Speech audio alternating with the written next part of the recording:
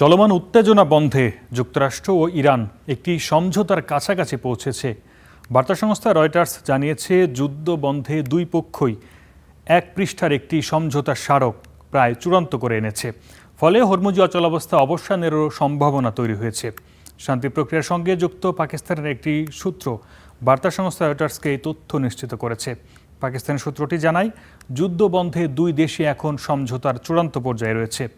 পাকিস্তান খুব দ্রুতই এই সমঝোতার উদ্যোগের সমাপ্তি টানতে যাচ্ছে।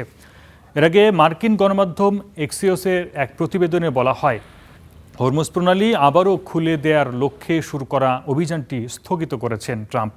এরপরই হোয়াইট হাউস জানায়, তারা ইরানের সঙ্গে যুদ্ধ বন্ধের একটি সমঝোতায় পৌঁছাতে পেরেছে। সম্ভাব্য এই সমঝোতার শর্ত সম্পর্কে এক্সিওস বলেছে, চুক্তির আওতায় ইরান তার ইউরেনিয়াম সমৃদ্ধকরণ কর্মসূচি স্থগিত রাখার প্রতিশ্রুতি দেবে। বিনিময়ে যুক্তরাষ্ট্র ইরানের উপর থেকে নিষেধাজ্ঞা তুলে নেবে এবং বিশ্বের বিভিন্ন দেশে ইরানের জব্দ করা কয়েক বিলিয়ন ডলার ফেরত দেবে। শর্ত অনুযায়ী দুই পক্ষই হরমুজে জাহাজ চলাচলের উপর আরোপ করা বিধিনিষেধ তুলে নিতে সম্মত হবে।